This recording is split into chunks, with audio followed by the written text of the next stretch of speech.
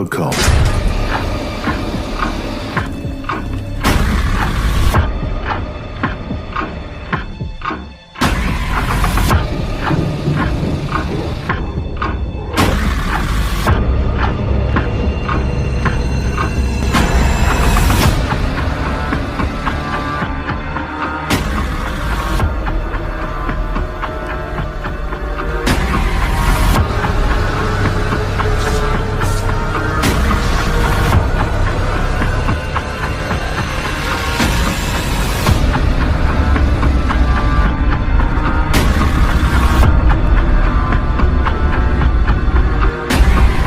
Senja mulai menyelimuti desa kecil itu. Azan maghrib berkumandang dari surau yang berada di tengah desa. Mengalun dengan syahdu, namun terasa menyimpan misteri. Seorang anak laki-laki bernama Fadil, yang berusia 12 tahun. Baru saja selesai bermain di lapangan dekat hutan. "Kamu nggak pulang, Dil? Udah maghrib Nir?" tanya Raka, sahabatnya. Fadil mengangguk. "Sebentar lagi.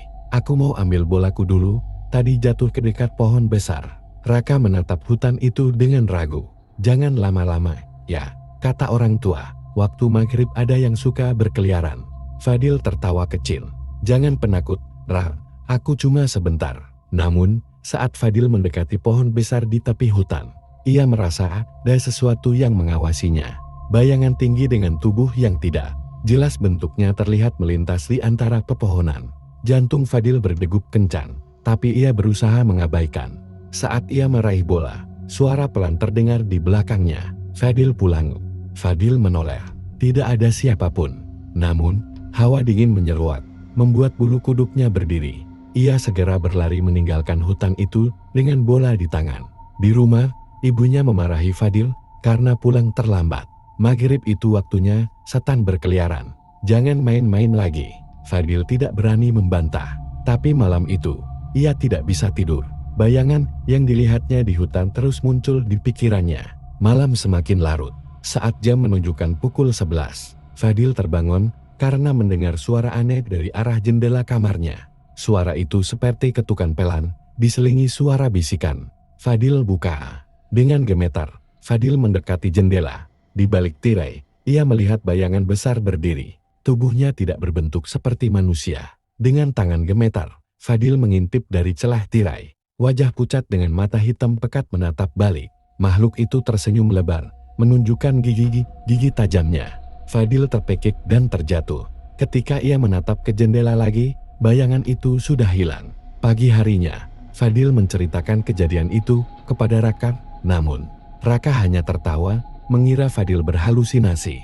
Hari-hari berikutnya, gangguan aneh semakin sering terjadi.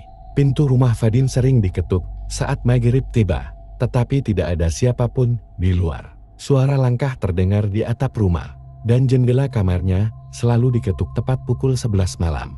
Puncaknya, suatu malam, ibu Fadil menemukan jejak kaki besar di halaman rumah. Jejak itu tidak menyerupai kaki manusia, melainkan seperti kaki makhluk besar dengan cakar tajam.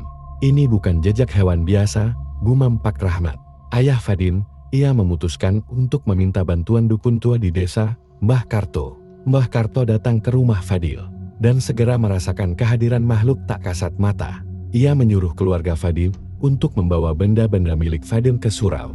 "Ada sesuatu yang mengikuti anak ini. Kemungkinan berasal dari hutan," ujar Mbah Karto. Malam itu, Mbah Karto melakukan ritual. Ia menceritakan bahwa hutan di tepi desa merupakan tempat tinggal penunggu. Fadil, tanpa sengaja, telah menarik perhatian makhluk itu ketika berada di dekat pohon besar. "Tapi kenapa dia mengejar sayang, Mbah?" tanya Fadil dengan suara gemetar. "Karena kamu menatapnya saat maghrib.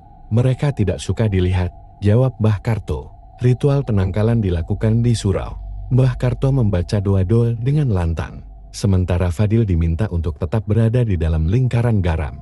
Tiba-tiba, angin kencang bertiup, dan bayangan hitam besar muncul di luar surau. Makhluk itu mencoba mendobrak masuk, membuat pintu surau berguncang hebat. "Jangan keluar dari lingkaran apapun yang terjadi," teriak Mbah Karto. Dengan kekuatan doa dan keberanian, Mbah Karto berhasil mengusir makhluk itu kembali ke hutan. Namun, sebelum pergi, makhluk itu meninggalkan pesan yang terdengar jelas di telinga Fadil. "Kamu boleh lolos kali ini, tapi ingat, jangan pernah kembali ke hutan itu. Sejak malam itu, gangguan di rumah Fadil berhenti. Namun, ia tidak pernah lagi bermain di dekat hutan. Pohon besar itu tetap berdiri kokoh, menjadi pengingat bahwa tidak semua tempat aman untuk dijelajahi, terutama saat maghrib tiba.